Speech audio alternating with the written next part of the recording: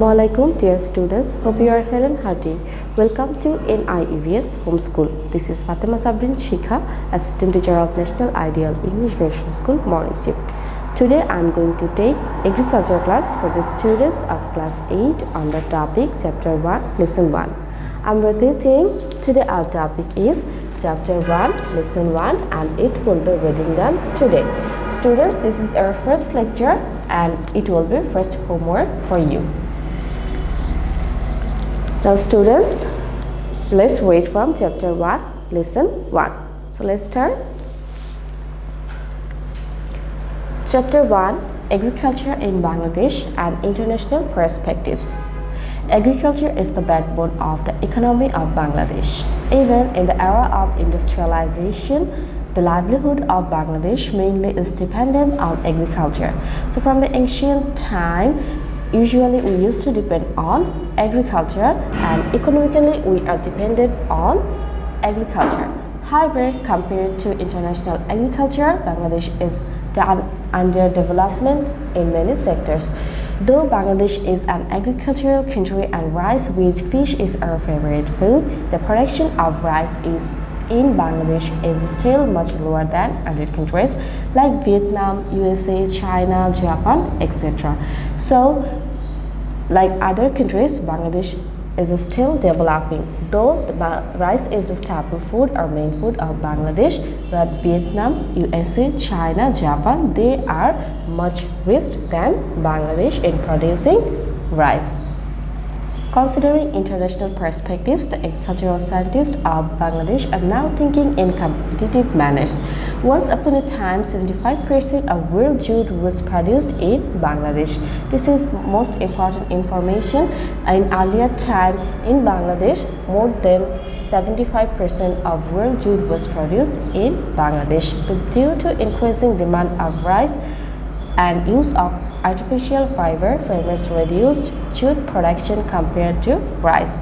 So as the demand for rice, the farmers used to reduce the production of jute like before. However, jute is still playing a better role in the growth of national income. Every year, Bangladesh earns a remarkable amount of foreign currency by exporting jute and jute-based products. So we get a lot of money by exchanging or by selling this type of products made of jute. It is not true that only Bangladeshi products are available in our markets, but products from neighboring countries have also entered in our markets. As a result, a competitive market has been created between Bangladesh and other countries. In the chapter, the agricultural conditions of Bangladesh and other countries are discussed. So here you can see the picture of agricultural research in laboratory, and in Chapter 1 we will learn about the condition of agriculture and other countries' condition. Now come to page number 2. At the end of this chapter, we will be able to explain the contribution of scientists in agriculture, establish a relationship between modern agricultural production and changes in our lifestyle, describe the advancement of agriculture in Bangladesh compared to some selected countries in the world, and at last compare the agriculture in Bangladesh with other selected countries. So when we will read the whole chapter, we will be able to learn all this. Now, main discussion, Lesson 1, Contribution of Scientists in Agriculture. Scientists have laudable contributions to agriculture. After a long-term research and analysis, scientists have included new findings in agriculture which led to the modernization of agricultural activities. Our scientists are working hard to invent something new for our agricultural development. Teachers of agricultural universities and researchers of agricultural research organizations are agricultural the scientists. Likewise, the farmers are the agricultural scientists too. Our farmers are also agricultural scientists because they work hard from dark to evening. They work hard. They know a lot about our agricultural sectors. General people are the pioneer of ancient agriculture. With the hard working of ancient people, our ancestors have discovered a lot of things for the development of agriculture. That's why we're calling them pioneer. University teachers and researchers are performing advanced research considering climate, environment, soil, water, production technologies, etc. As a consequence of their tireless research, new technologies are being added to agriculture. It is necessary to know about the problems of agriculture in Bangladesh. The main problems are, we have to know about the problems of agriculture in Bangladesh. If we are able to find out the problems, it would be easy to solve them. Now, the main problems are in number 1, problems in soil nutrients, number 2, problems regarding fertilizer management, number 3, problems as a result of flood and drought, and at last, number 4, problems due to salinity. So these are the main problems. For this, we can't grow a lot of crops. Scientists are playing a great role to solve the above problems. With a view to solving the nutritional problems, scientists have divided the country into 30 ecological zones. So how many zones are there divided by the scientists? There are 30 ecological zones divided by our scientists. Determination of the soil types of these ecological zones is an important contribution of agricultural scientists. Soil types of ecological zones are considered to recommend the doses of fertilizers for crop production by the farmers. Similarly, a well-organized fertilizer recommendation has been developed by scientists, considering the fertilizer dose of previous crops and the fertilizer intake, because some fertilizers do not extinguish.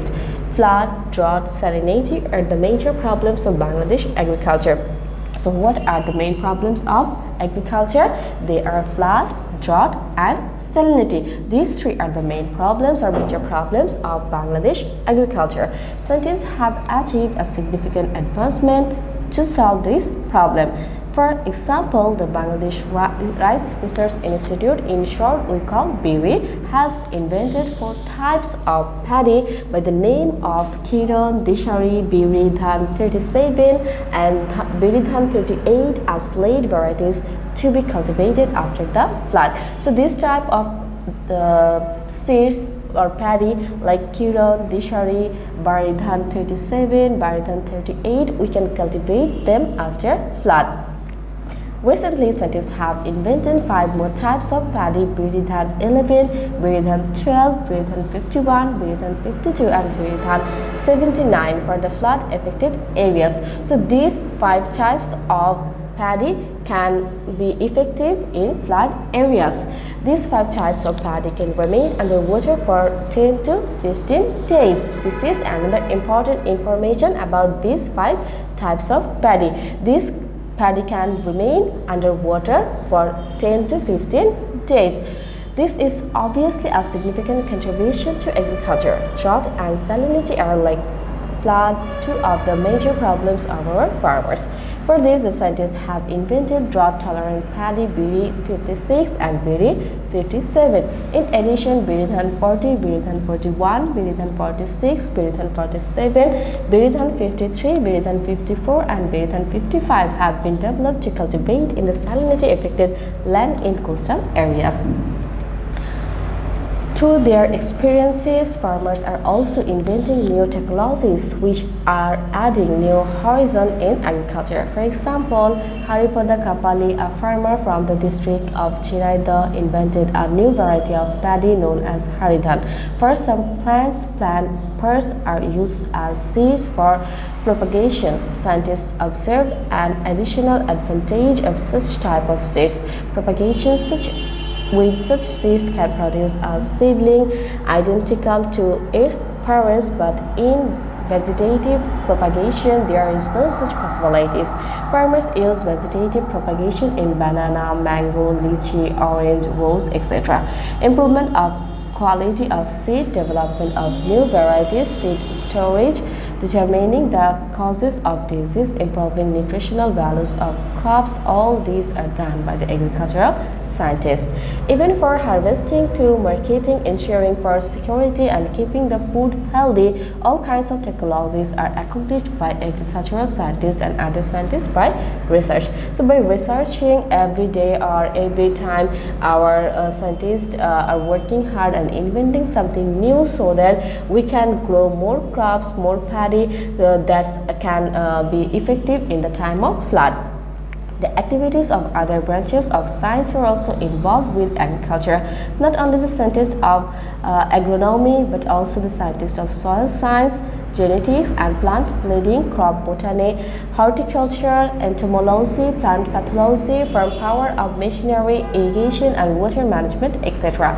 are contributing in agriculture through their invention and implementation of information and technology. In addition, another group of scientists are working on animal husbandry and animal health. Furthermore, some scientists are involved in performing research on fish farming, breeding, and marketing.